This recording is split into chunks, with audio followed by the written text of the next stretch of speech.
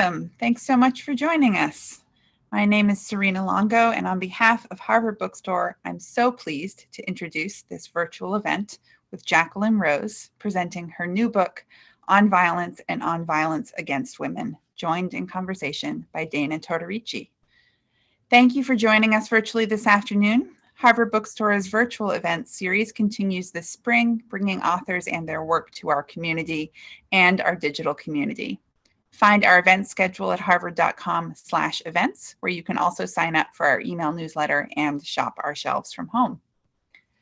This evening's discussion will conclude with some time for your questions. If you have a question for our speakers at any time during the talk today, click on the Q&A button at the bottom of your screen, and we'll get through as many as time allows.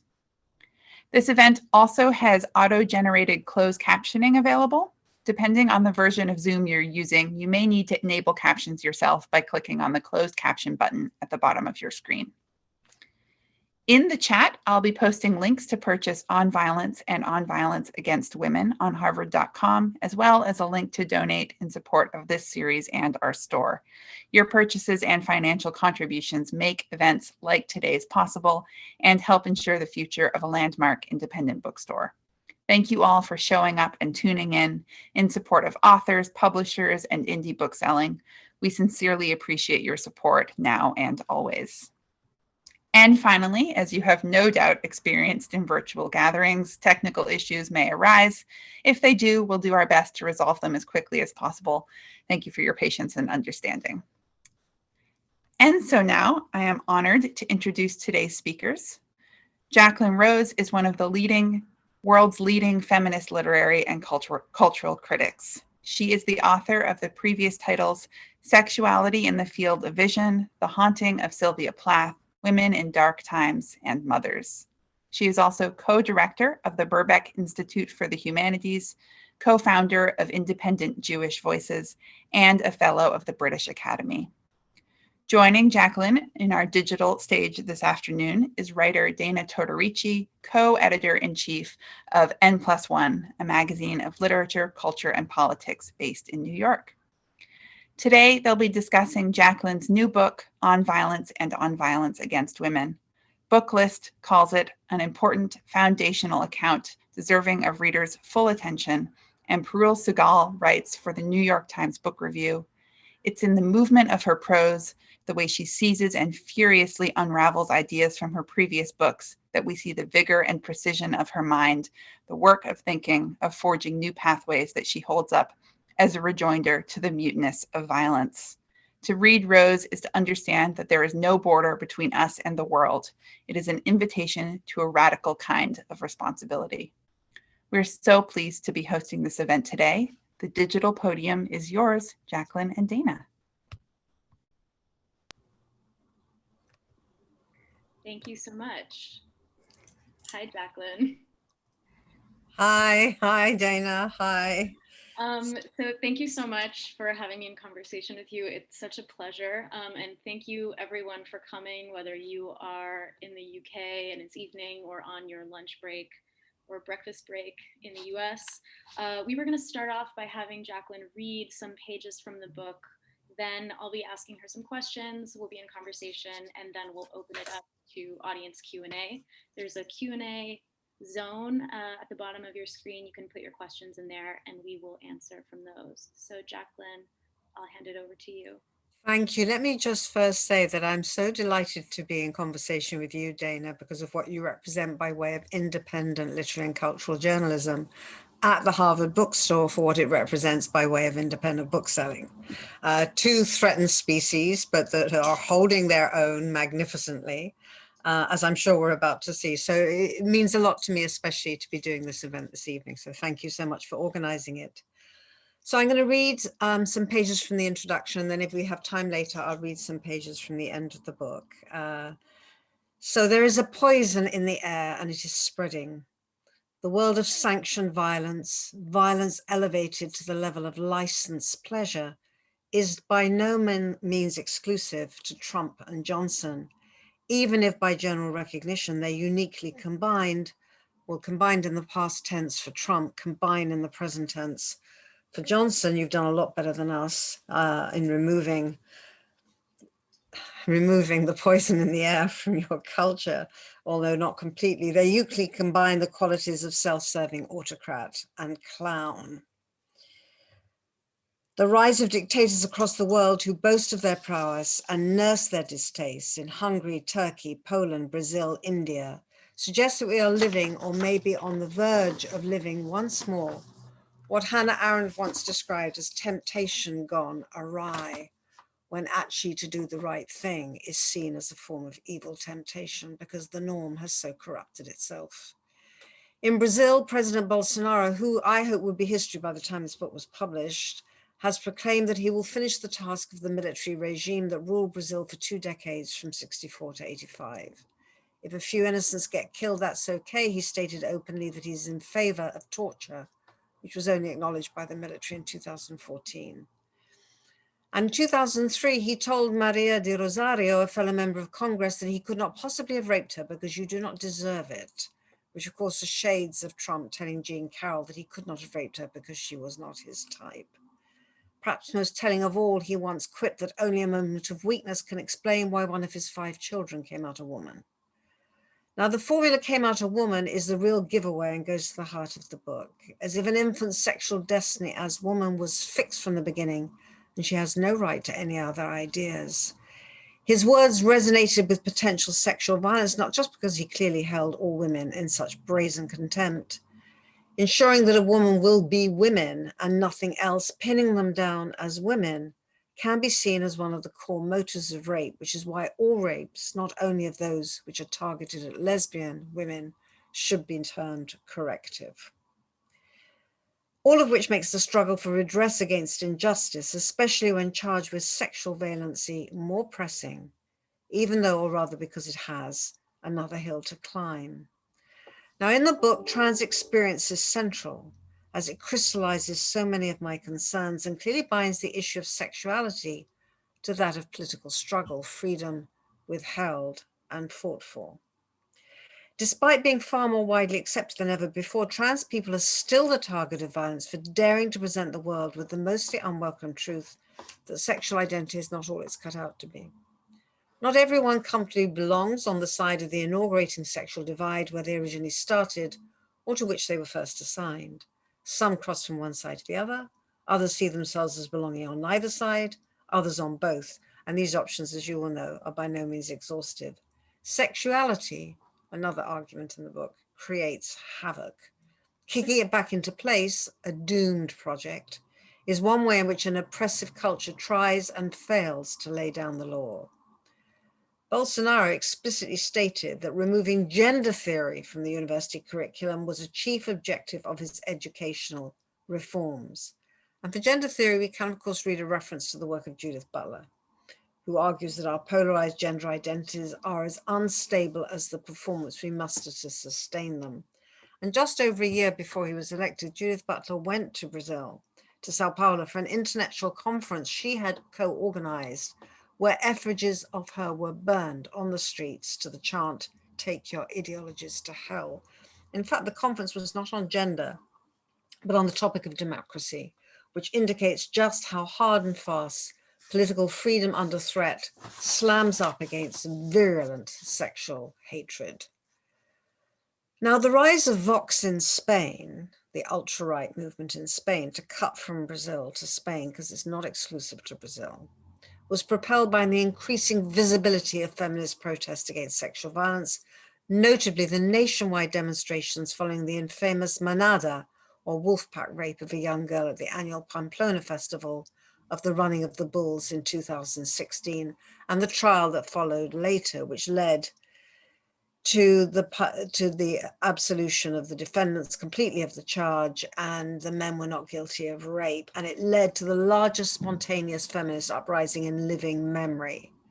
And a year later, in September 2019, protesters in more than 250 towns and cities across Spain declared a feminist emergency after a series of high-profile rape cases and a summer in which 19 were murdered by current or former partners, the worst figures for more than a decade. Similar demonstrations have taken place across the world: Mexico, India, Italy, France, South Korea, and South Africa.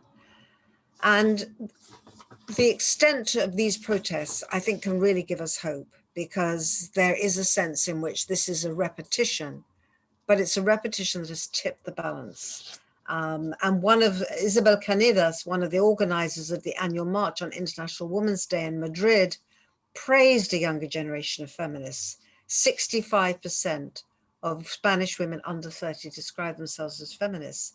They know violence for what it is in a way that we didn't. Now, I just want to say that far-right parties do not hold all the levers of power, but they stalk its corridors, releasing their ugly permissions into the mental and social atmosphere. They wrap themselves in the mantle of redemption as if they were saving the world from burning injustice. Righteousness raised to the pitch of frenzy is a particular skill of the far right. Now, this leads to a quandary, one which in writing this book I've had to confront at every turn. How to convey the psychic intensities released by the subject of violence without fanning the flames, adding to the spectacle, making the analysis complicit with the crime. There is always a risk, one which I've tried to avoid, but I'm sure not always successfully, of turning sexual violence into the crime we love to hate. If violence is so rousing, it seems to me it is in direct proportion to its ability to suspend anything vaguely resembling thought, to release the rush of blood that gives you no time to pause, no introspection, even though or because violence plunges so deeply into who we are.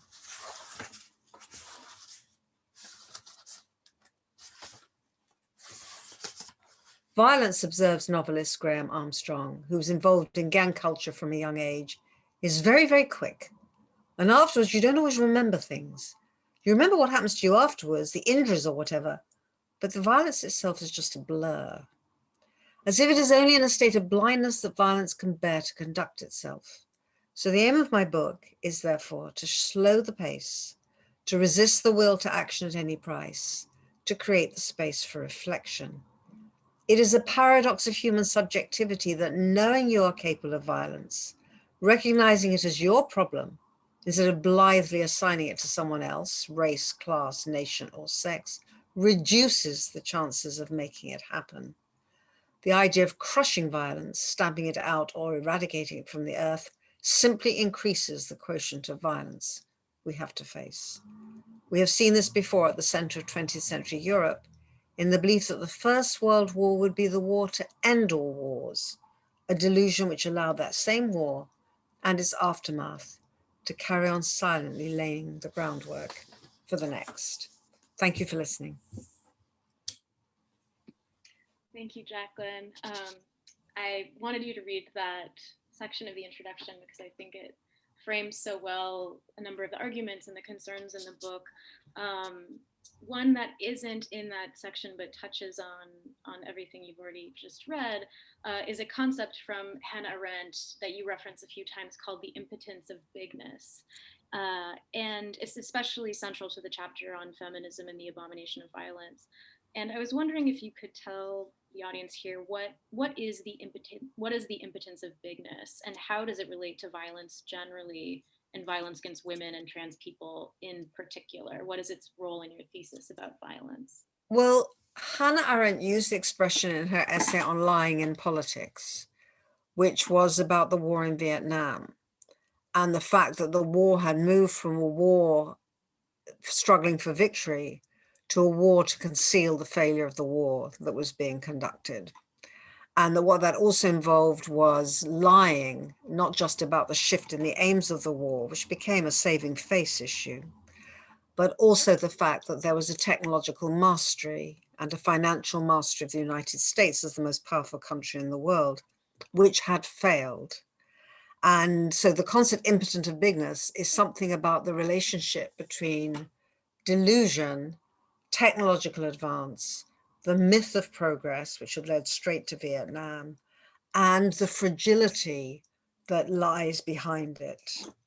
And when I was working on this book, and I was working on everybody from Harvey Weinstein to Oscar Pistorius, to Trump, to Bolsonaro, as I discussed it here, what became very clear, and which has been hideously confirmed by the pandemic, is that people are brutal and evasive and irresponsible in direct proportion, especially men, to not being able or willing to acknowledge their own frailty.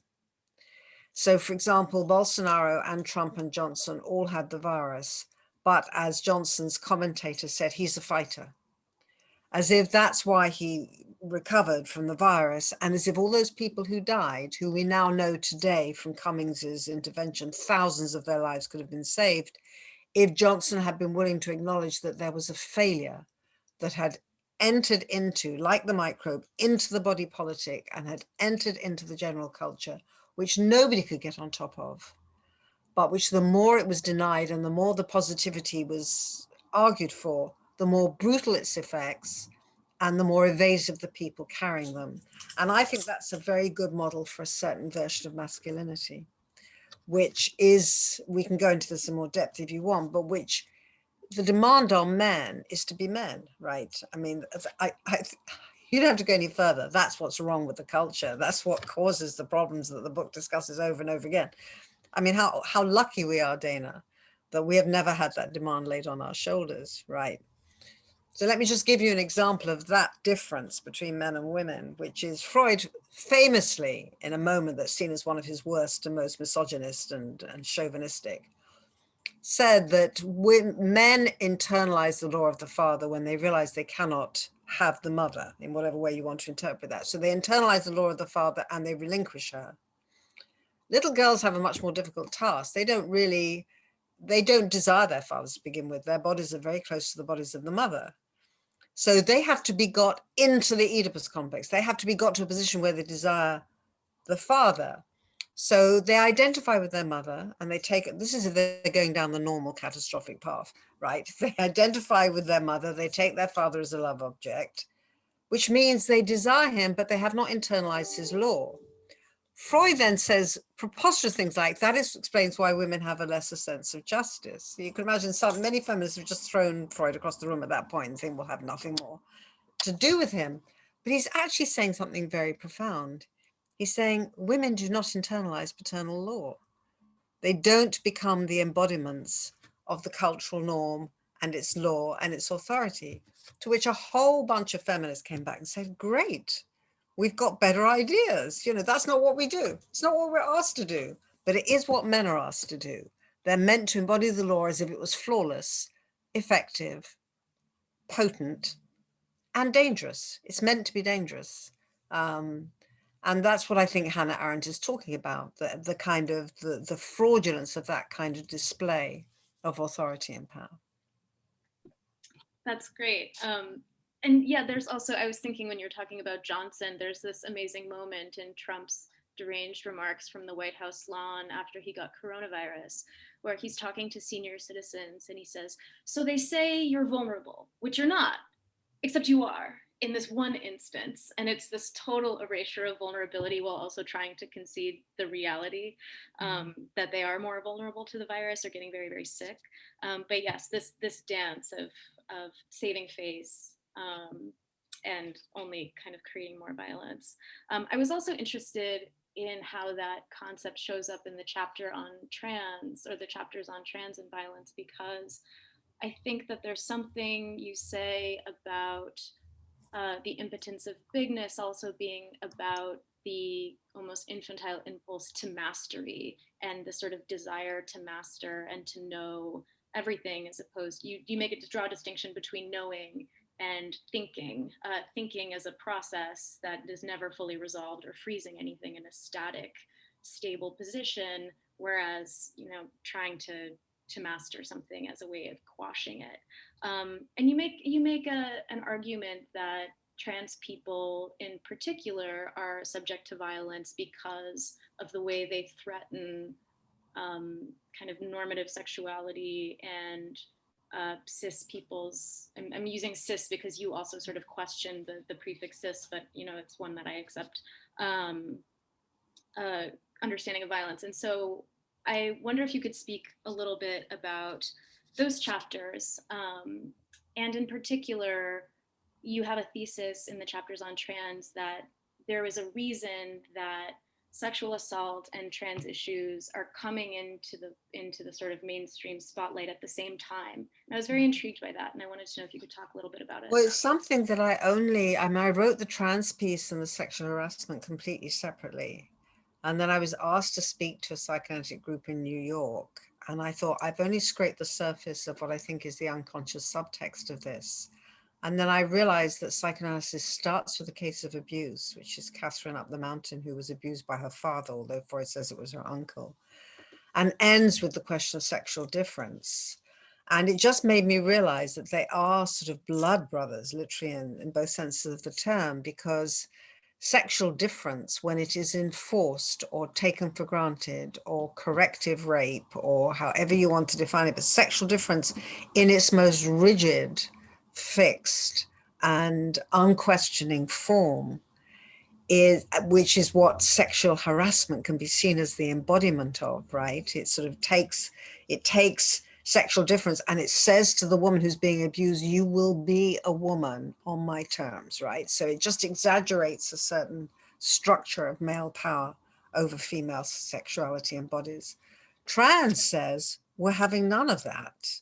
I mean, allowing for the fact that trans can be so many different things, as I read out just now. So, I mean, I didn't even scrape the surface, right? But if we take Caitlyn Jenner as one form of trans, which is A to B, and we take Kate Bornstein as another form of trans, which is anything you can fucking think of and do, right? More or less. And there was a wonderful moment on Caitlyn Jenner's program where she got Kate Bornstein onto the program, and Kate Bornstein kept saying to her, embrace the freakdom. And Caitlyn Jenner clearly didn't know what to do. I mean, she said it about 8 times, Bornstein, because that is anathema for Caitlyn Jenner, because she wants to be a woman. She wants to, she really embodies the form of trans, which is, I want to become the other sex and to be recognized as, which is why the photo shoot for Vanity Fair was so crucial for her. She said it was the most important day of her life because she wanted to be fixed in those images. Okay, so what trans does, whichever it is of those, and there's so many more, it really subverts the difference. It's why it's so toxic. It's why it causes violence, as in the rape, the killing of Kelly Telford, who I discuss in the book. I can't remember which comment she was on, and the guy got off from murder because the trans panic defense was used to say, when this man discovered actually that she had male genitals, then he panicked and killed her, as if that was justification. I mean, it said it all, right? As if that was justification. So violence against trans women is like saying, you cannot dislodge this division. This division has to be sacred and has to be sacrosanct.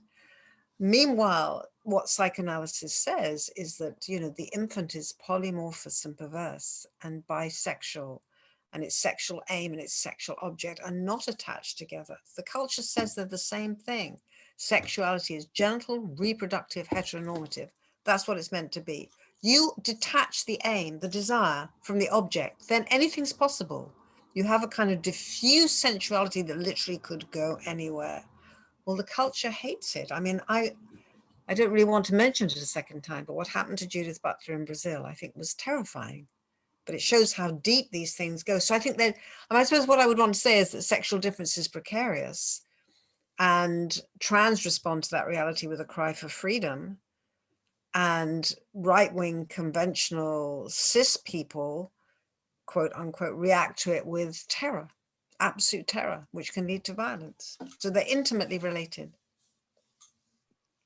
I read your essay in the London Review of Books on trans narratives, which has been updated and really changed in the book. And it made me want to talk to you about those chapters because I was interested in seeing how things changed and how your thinking had sort of expanded. And I by no means mean to downplay the transphobia and total transphobic panic happening in the US right now legislatively, but I tend to think of the UK as a relatively transphobic place, particularly within feminism, more so possibly in feminism than US feminism broadly construed.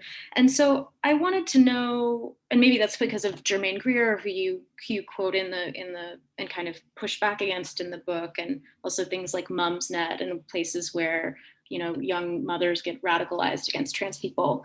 But I wanted to ask you a little bit about your own kind of coming into understanding of, you know, trans sexual subjectivity, trans politics, trans liberation, and particularly against the backdrop of the sort of normative anti-trans UK feminism. What was that like? Did you get a lot of backlash when you were writing about it? Did your mind change a lot? Just curious. Well, I got into a lot of trouble with somebody who's actually a friend of mine who wrote a very long letter to the LLB complaining about the piece because I had not discussed enough the forms of behavior in the trans community, like not using the word vagina and so on, which was, and, you know, being called transphobic at the drop of a hat and so on and so forth, which was seen as a form of violence in themselves, right? And I explained that my point in writing that piece was a human rights agenda. That's from where I was writing from. And I've said this before, but I write often for the London Review of Books, and the wonderful editor of the London Review of Books, who's just stepped down, Mary Kay Wilmers, who's been the editor for 40 years, by the way, and she responds very clearly and unequivocally to the pieces you send in to her. And she really did not like my piece on trans for the first 2/3 because it wasn't my voice. She wants her writers to speak in their own voice. And I said to her, you bet it wasn't my own voice, because some people would say I shouldn't be writing about this at all, because I'm a cis woman, or so called. I don't believe in that expression. But I felt I had to present the voices of the trans community and let them do their work and speak for themselves before I started saying, hey, wait a minute, there's a psychic beat missing here. So, for example, if you're trans, there's a lot of hostility in the trans community, the idea there may be psychosexual determinants to your choice or to the way your identity is played out, because that's seen as pathologizing. Okay, but what I wanted to say in reply, more directly in reply, Dayna, to your question, is that I am so pleased I wrote that essay 5 years ago, because the situation has become beyond toxic in the UK. And I think it's very, very unfortunate. Not all feminists are trans exclusionary radical feminists, of course. It's really important to say that.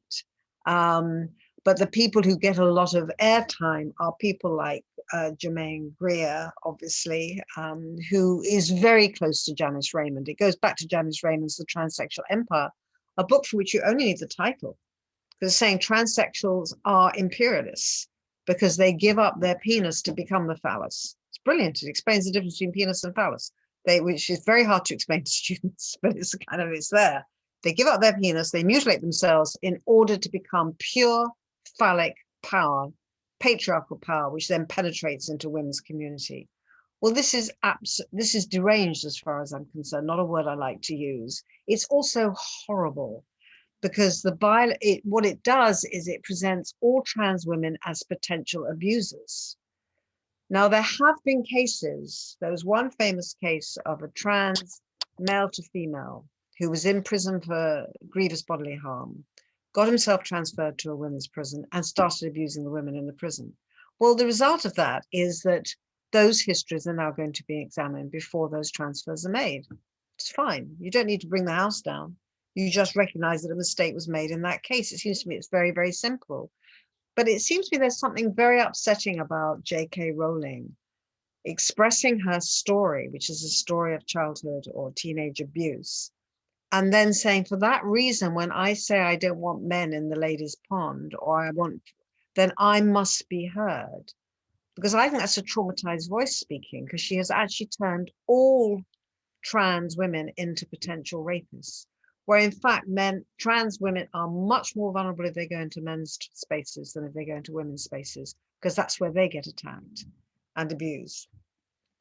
So I like to think I stand for a feminism that believes it has everything to learn from trans women, because they have paid a price to shift across to the women's community, and they have gone through agony. You know, people say it's a kind of supermarket version of sexuality where you choose your gender.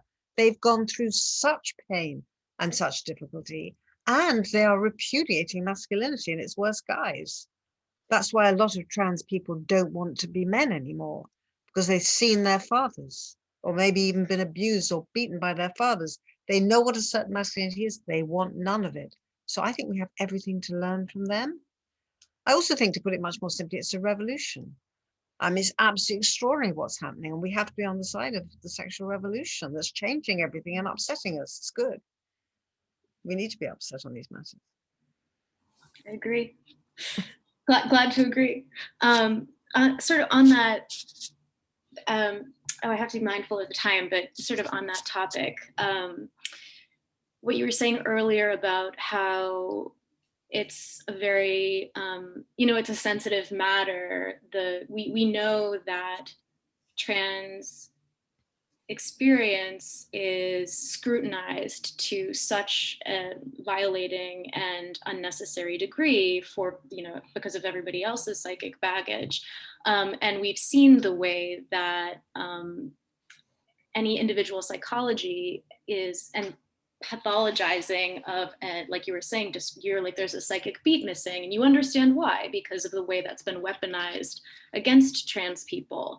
And in the book, you basically make a case for, like, can we do both? Like, can we kind of move past this impasse where there's a political expediency to the psychic beat skipping, which is that we kind of can't use this because the way it's being used against us, but we need to be able to have access to this this line of questioning through psychoanalysis. But it made me start thinking more generally about the role of psychoanalysis in your work. Obviously, your work is deeply psychoanalytic. And the return of the repressed is something that comes back it comes back again and again in the book, as a pattern of individual history and also national history, political history. And it made me think sort of broadly that, given the fact that psychoanalysis can be wrong, or that violence can be done in the name of psychoanalysis, or certain concepts can be repudiated, such as penis envy or the tendency to pathologize, in certain Lacanian feminist lines of, exactly the thing, like, you want the phallus, sort of Janice Raymond thing. Why is psychoanalysis worth defending or retaining as a critical tool? What does it give you as a framework, as a feminist and as a political person? Well, I have to go back a bit here to the publication of Juliet Mitchell's Psychoanalysis and Feminism in 1974, right? So we're talking more than 40 years ago. And when that book came out, I just breathed a sigh of relief, because I was brought up to believe, as Beryl the Peril, a performance art group in London, put it once outside the Institute of Contemporary Art, Freud reinforced the female role and drove lots of women up the pole. And the complete repudiation of psychoanalysis by feminism in the States is due to the fact that in the States, psychoanalysis became a male-only profession because you had to be an MD to be a psychoanalyst. Whereas Ernest Jones won the debate in London over lay analysis. You could be a lay analyst, i.e. not a doctor, which meant that women. So in England, you go Freud, Klein, Anna Freud. In the States, the men take over, which is why feminists are so, one of the reasons I think feminists are so anti-psychoanalysis.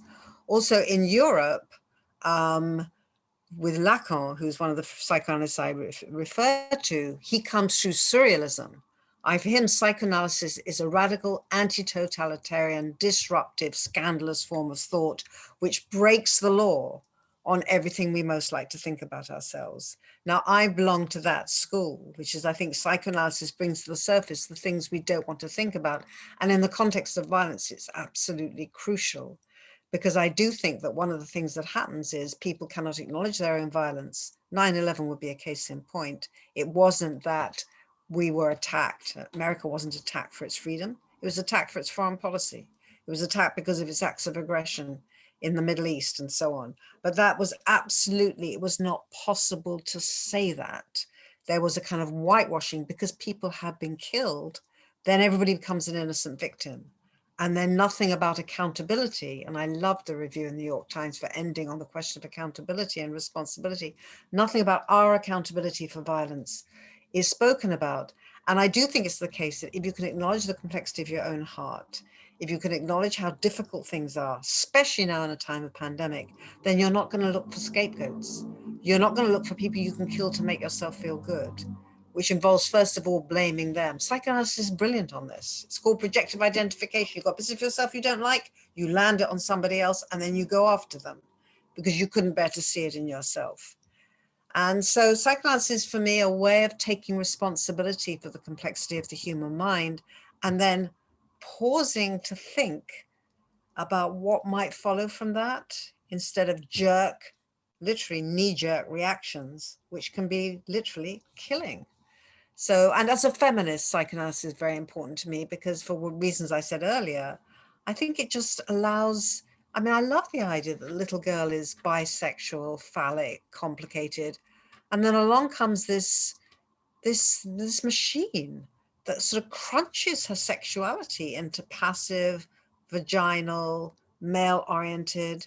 And Freud says if she doesn't do those three things, she doesn't give up the clitoris for the vagina, if she doesn't turn to the man, if she doesn't give up activity for passivity, she will fall ill. But in fact, what he says is even if she does those three things, in fact, especially if she does those three things, she's going to fall ill, right? So I think it's still very radical, but dominant cultures don't like psychoanalysis unless it's for children, because then you're treating children to stop them becoming asocial individuals. Whereas if it's adults, you're asking them to remember just how asocial they originally were. So there's the politics of institutions here as well. So yes, I am a feminist psychoanalytic person. I don't think at this stage that's going to change. I wouldn't want it to. Okay, so I'm going to ask one more question, which I think is possibly a question the audience won't ask, but if the audience is shy, I have more. But so your presence in these essays as an authorial persona is both constant and tempered. You have, small asides and parentheticals, and so they really stand out to me because they're also, you kind of stand aloof and you really make the cases that you make. But so there are a few moments where you referred to yourself and your thinking that really stood out to me. So just to name a couple, one is in Sexual Harassment in Close Up. You say at the beginning of the last section, I have never so regretted agreeing to write on a subject. And then in one of the essays on trans, you're talking about you're parting from Germaine Greer's transphobic position, but you also say, I have to say I owe her a personal debt from the time I saw her speak at Oxford in 1970, and this sort of sets you on the path to feminism. And then in other contexts, you have described feeling a sort of duty or a debt or responsibility for the political legacies of Britain where you live, whether in South Africa or in Palestine.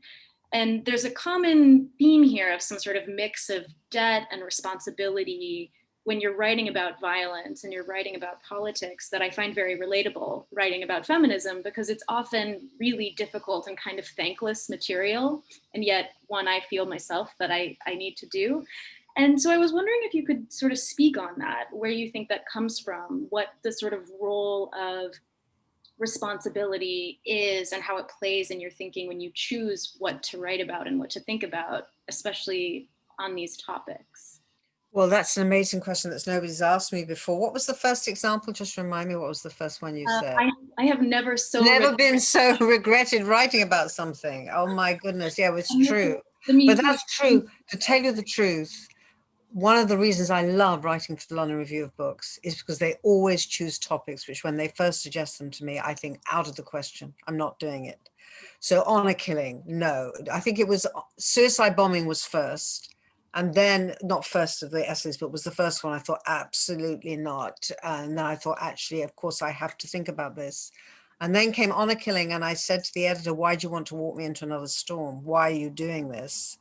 Marilyn Monroe was another one. I thought, I don't want to go there. This is not something I want to think about. But then this feminist superego starts talking in my head, which says, Jacqueline, the LRB has 75,000 subscribers or something. You're meant to be a feminist. You should bloody know what you think about honor killing, for goodness sake. You should know what you think about.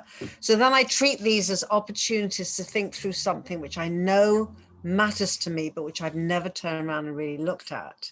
So it's almost like a little psychoanalytic process of uncovering my points of greatest resistance. And the question of sexual harassment, I'm totally in support of the politics of it. I think it's amazing. And I was thrilled that Weinstein went down. Similarly, in relationship to Black Lives Matter, I want Chauvin down for 40 years, right? Absolutely clear. At the same time, I know that even trans communities are fighting against incarceration, are calling for the abolition of prisons.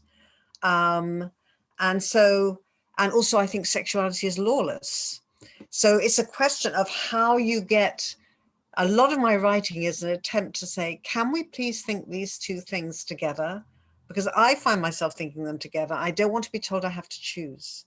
I want to live in a world where you can say Weinstein goes down, Chauvin goes down, but at the same time, we don't want trans people aligning with a punitive carceral state to increase the sentences on people who've killed trans people, even if we do want the sentences increased.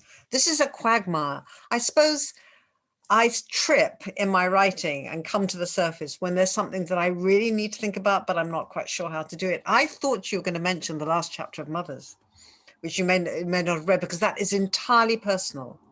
And I couldn't write it. I froze. And my wonderful agent, Tracy Burns, said, we're going to send the rest of it to them and ask them what you should do next. But it was a month early, so they couldn't deal with it then and then. And then I fell ill for a day, and I was sitting by the pool in South Africa, where I'd gone for the traumatism conference or something. And I started writing. And I've never written anything so quickly. And the reason why I couldn't write it is because it's a book called Mothers, an Essay in Love and Cruelty. And I knew the last chapter had to be about me as a daughter and me as a mother. And of course, I did not want to go there, but I managed to do it in the end. And I'm really pleased that I did. But there's always a kind of, Juliet Mitchell once said, she always writes when there's something she doesn't understand. And I would say I always write when there's something that's really bugging me that I'm finding difficult to think about, but feel I ought to. That's a wonderful answer. All right, so we've got one question in the Q&A. I really encourage everyone in attendance to ask a question. Otherwise, I'll just keep asking them. Okay, so an anonymous attendee says, thank you for talking about this. Could you talk about your perception of the parallels and differences between how violence against women manifests in the UK versus the US?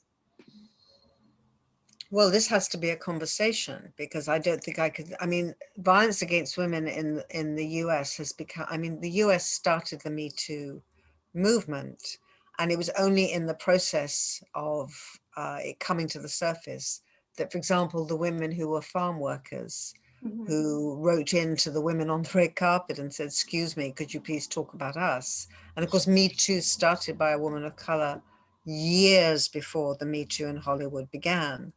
So what I felt is that sexual violence against women came to the surface in a slightly perverse way in the States, because the class and race dimension had been smothered or ignored for a long time. And it was only when very beautiful women were being abused. And it felt to me as if they were being walked across the red carpet again, or asked to audition for their parts. All those pictures of Weinstein with his arms around various bits of the bodies of these women. So I felt there was something slightly as if the anger against sexual harassment was being sucked into the pleasure, the perverse pleasure in looking at women, which is part of what precipitates the violence. I think in the UK, when I was working, obviously you'd have to strand it. So obviously Catherine McKinnon, with whom I take issue in the book on many issues of feminism, but when she made it a question of equality in the 1970s, that was a major intervention. And it was to do with the workplace. And that was how it began in the UK with the National Council for Civil Liberties. It came through a socialist agenda about inequality in the place of work. But there's always been that tension. So Juliet Mitchell, who wrote Psychoanalysis and Feminism, came through New Left Review. Feminism of the kind that I'm associated with, which is socialist and psychoanalytic, comes through a kind of Marxist tradition in terms of inequality and injustice and unfairness and class exploitation and labor, which is why I'm not a radical feminist in the old sense, because I don't think there's a whole class of men who oppresses a whole class of women. I think there are also racial and class issues which have come to the surface more and more. So those would be differences that I would think of, but everybody will have a slightly different version of that. But I will rest saying that I think the socialist feminism has had a better run for its money in the UK than in the States. and that there are advantages to that and risks to that. I don't know if that answers the question. I think it answers the question in an oblique way, which is that I do think violence against women manifests similarly in terms of the violence itself. I'm sorry, someone has decided to start doing construction across the street, so if you hear that, apologies. But the rise of domestic abuse during the pandemic is something that has happened in numerous countries, including the US and the UK. The overwhelming disproportionate rate of violence against trans women and trans women of color within that subset. I think that these are commonalities between the two countries, but it's true the way that we talk about violence against women and the ways that individual issues, sort of discrete issues of feminism detached from other social issues are talked about is different. I think in the US there is, like you said, a tradition of radical feminism and a sort of liberal feminism that is not attached to sort of broader socialist project that ever made it to the level of the state. And so it does inflect the way that we talk about it. But okay, we've got more questions. I'm going to look at them really quickly. Okay. There's so many. Okay, great. I'll start with this one because it's bigger. I'm hoping you can just discuss a little the Me Too movement. Obviously, it's hard to talk about violence against women now without mentioning it. But over the past few years, for me, Me Too has become a very narrow framework, seems to me, and maybe this is something you will disagree with, now incredibly individualized in a lot of ways where women, I think, now feel an intense pressure to name and shame individual abusers, and in the process have to lay bare their own private narratives with very little in terms of actual structural result. Thinking of Andrew Cuomo here in New York State. I don't know if you're following that one, but I could speak to it. Do you think there's a way for the Me Too movement to move beyond this kind of individualism, and how? This is very interesting because, I mean, I think you should talk about the Am I Next? Yeah, I was just going to say, I was just going to say, first of all, let me say, I mean, we're not going to have time to read the other bit from the book that I was going to read, but I actually talk about in the conclusion about Barbados and Germany and New Zealand and the places which seem to have done, although Germany now is a bit more complex, so much better in relationship to COVID-19.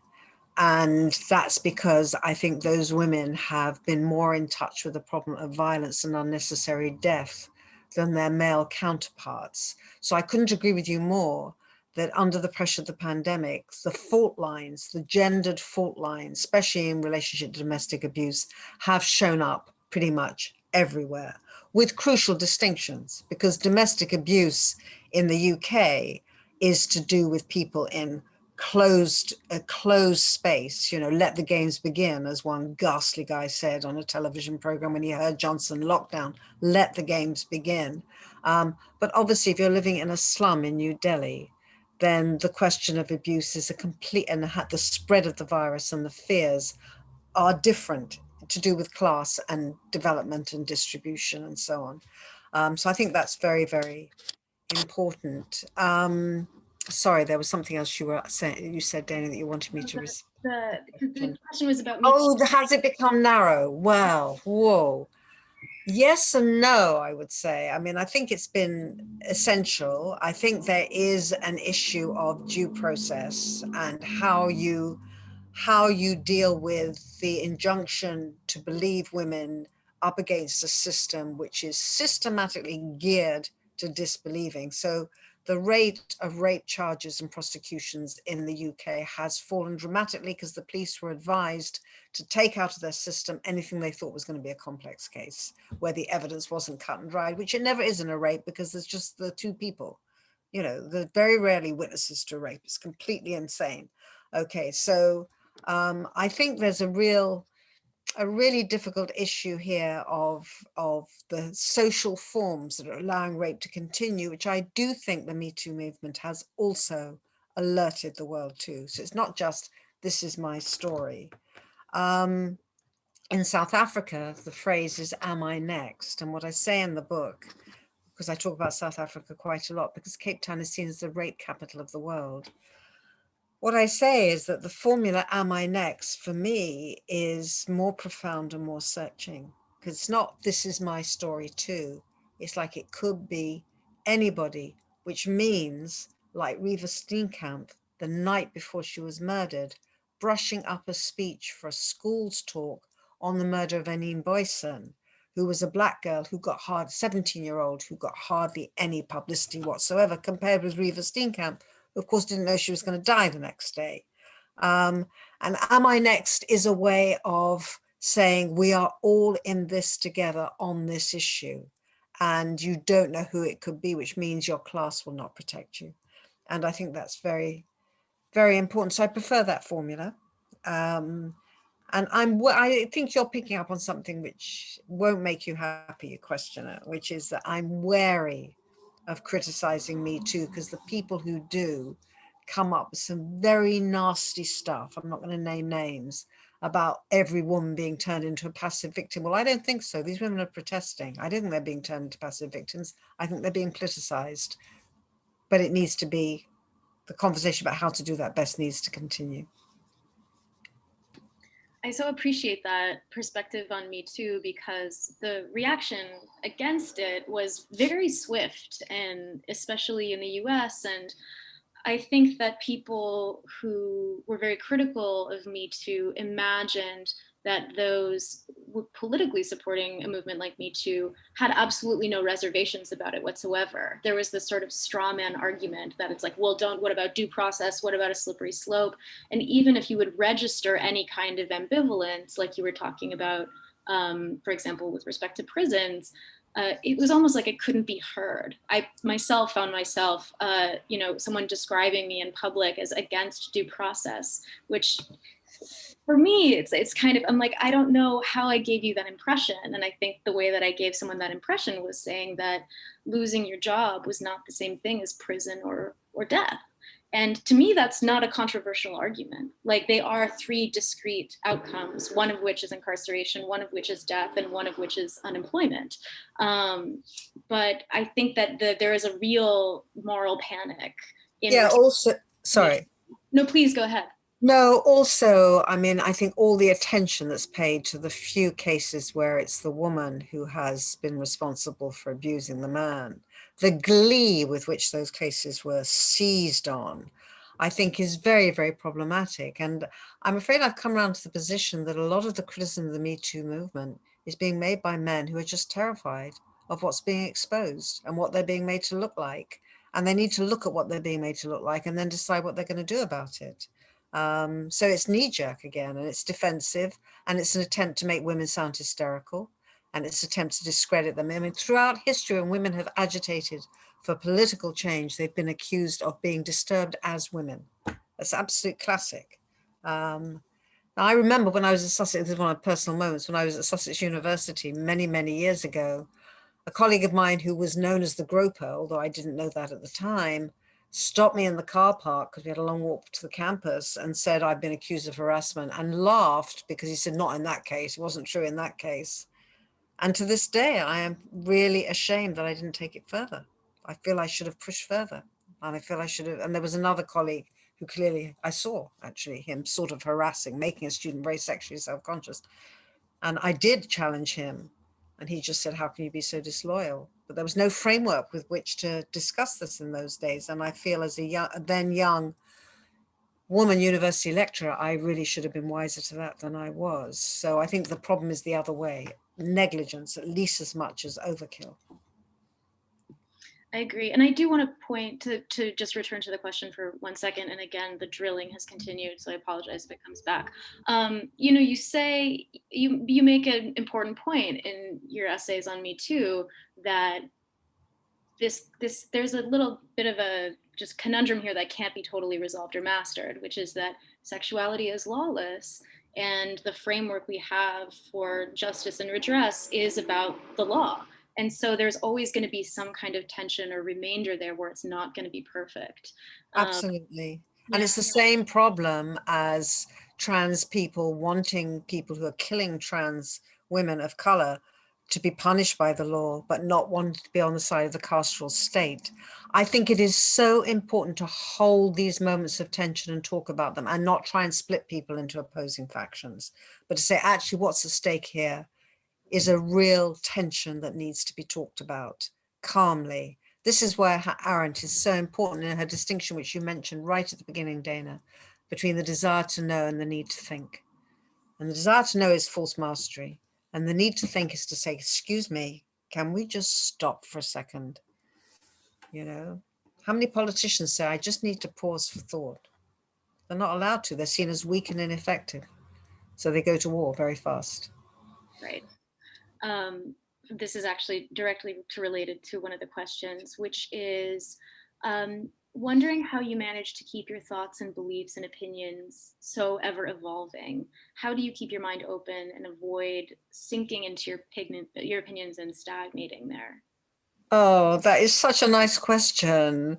Because I mean, I hope you're right. I mean, some people say, you know, La psychanalyse ne lâche jamais. It was a famous book title by François Roustan, Psychoanalysis Never Lets Go. And some people think it's just because I'm beyond redemption, because I think, eat, sleep, psychoanalysis. Psychoanalysis saved them, to be personal. It saved the day for me. The idea that you might want to look at stuff that's really painful, and maybe it's blocking you, and maybe you need to negotiate it, and maybe you need to admit that things aren't working too well, and that you're, you know, that you're finding certain things very painful. That sort of saved the day for me when I was in my early 20s. It still does on a daily basis. I think psychoanalysis is one of the places you can go in the culture. Literature is the other one, which you didn't mention, Dayna, or briefly in passing, because the solution to, I've never wanted to write, regretted so much writing about anything as I did about Me Too. The solution was Roxane Gay. I turned to Roxane Gay because of what she explores in her writing, which makes me breathe a sigh of relief, because the complexity of the rage against abuse and the circuits of her mind in all their agonized and sometimes very violent complexity is astounding. She does it. I describe it. She does it, right? So I'm always, I think one way of putting it, it's not a reply to your question. I'm very moved by your question, which is just, I'm always looking for the places where one can go on thinking about these things and not feel you have to sort of jump one way or the other, except when you do. Free abortion on demand, right? Institutional racism. It's very clear. We used to have this argument in the 70s, which is, if you're talking about the fragmentation of the female subject, isn't that a bit like, you know, woman's endearing frailty, a bunch of hysterics? You know, aren't we meant to be out on the streets? And to which the answer is very simple, yeah, of course we're meant to be out on the streets, but we can also have the other conversation. That's the world I want to live in. As I end the piece on abomination of violence, that's the world I want to live in. That's what I'm always, so I'm very stuck, actually, despite what you generously said. It's the one aim, and I'll go on, I think, till I drop. Anyway, thank you. Thank you. All right, I guess this will be my last question. So I love the anonymity of the attendees. It makes it so intriguing. Can you share your sense of the value of trying to convince someone of something, maybe even just the activity? And is this related to violence? Well, my sister was a philosopher, Jacqueline Rose, and she wrote Morning Becomes the Law. She wrote Judaism and Modernity. She was a very, very remarkable philosopher, Marxist philosopher. And one of her arguments, which I realize I'm rejoining in this book, and I in fact end the introduction by talking about her, is that ethics is always equivocal, because the very act of taking a position is a form of violence. And you have to start by acknowledging that's what you're doing. There's no innocence. There's no false innocence. In fact, the wonderful psychoanalyst Christopher Bolas has an article called Violent Innocence. And violent innocence is when you palm off your own violence onto somebody else so that you can be innocent and they can be guilty. It's a kind of distribution of what we all have in our hearts, which is, did I get that wrong? Did I say the wrong thing? Was I cruel to my grandmother? Was I nasty to my daughter? Was I, you know, I mean, we're all failing on a minute by minute basis, right? And it's what we do with that counts. It's what now I think I'm miles from the question. Dayna, come and help. What's the value of trying to persuade or try to convince someone of something? Well, yes, sorry. So what I want to say is, trying to persuade somebody is an act of violence. You're trying to coerce them. So you have to, I think it's why I'm a teacher, right? Because I'm trying to not so much convince people as offer them. I always say at the beginning of my course on Freud in the World, which ends up with this, I say, basically this course is a course of my favorite books. at the moment, which is always some Freud and some literary writing. So it's really, that's just saying, these are my offerings. That's what it is to be a teacher. This is what I'm offering you, and I hope you find it generative and productive, and you take it somewhere else. So I have had never mind writing, I've had the huge privilege of being a teacher for getting on for 50 years now. So I'm very, very grateful for that. Thank you for your question. All right, I'll close this out with one last question, because it is a big question in the book. You know, the open question in the book, but I mean, it's not really open, but it's sort of unresolved, is like, is violence unavoidable? Because you do suggest that a certain amount of violence can't be denied or repressed, or it will just pop up somewhere else in a different generation under a different context. And yet there are many rejoinders to hope. Where's the hope? How do we find the hope? So what do you think about that? Is violence, you know, is there always going to be a quotient of violence in the world? And is the goal to reduce it? What is the sort of, what is it, what should the aim be for human beings on Earth? Well, I would say that to be a human subject is, as I said just in reply to the last question, is to be irredeemably violent. Whether it's the baby in the nursery, whether it's whether it's the tension between the mother and the infant, the struggle over recognition, as Jessica Benjamin, the psychoanalyst, has written about in her book called The Bonds of Love, right? The bonds of love. And she uses slave master to describe the struggle between the mother and the girl infant, which is to say the struggle for recognition, the struggle over envy, over jealousy, over rivalry, over dissatisfaction, over frustration, all leads potentially to violence. For Freud, there was also a death drive. I say we are committed to a kind of internal violence. What matters is what you do with it, right? So I remember Hannah Siegel, the wonderful psychoanalyst, saying once, the death drive is not the problem. It is the defenses against the death drive which are the catastrophe. Because then what you do is you split and you say, I'm innocent, you're guilty, I'm going to kill you, right? We've discussed this already. So it's how you distribute the psychic contents of your mind and whether you seek false clarity, which will determine whether the violence leads to more violence or leads to a kind of self-scrutiny and understanding. And then, of course, there, on the other side of that, there is the struggle against injustice, which, yes, cannot avoid violence. It can't avoid violence completely. And one of the essays in the book is about the struggle, the Rose Must Fall struggle in South Africa, which became violent because the continuing inequality, racial injustice, poverty, and miseration of the large proportion of Blacks was being denied by the wonderful generation that had defeated apartheid. And the born frees, as they were called, were meant to be beyond all that. And the more they were told they were beyond all that and that it had all been sorted, or at least it was definitely going to be sorted, and that what they were seeing, they shouldn't be seeing because now they were free subjects of a new South Africa, the more that happened, the worse the resistance became, because it was being ignored and re-repressed. Brilliant. Well, we'll end on that. Jacqueline, thank you so much. This was such a lovely conversation. Well, you were amazing, Dayna. You really put me on my toes. So did the questions were fabulous. I'm really appreciative. Thank you. Thank you both so much. This was really wonderful. And I just am really grateful to both of you for being here, and to all of the rest of you out there for spending your evening and or lunch break and or any other potential time of day or night with us. Please check out this important book on harvard.com. I've just put a link again in the chat, which you can just click through. It's really very important these days. I mean, and always, but particular now. And yeah, just here on behalf of Harvard Bookstore in Cambridge, Massachusetts, keep reading and stay well. Thank you. All right, thank you all. Bye. Thank you so much. Bye-bye. So can we three stay on and talk to each other for a minute? Alas, we cannot. We cannot. Okay. All right. Well, then thank you to you too as well. Thank you. Really great to be hosted by you. Thank you so much. Thank you.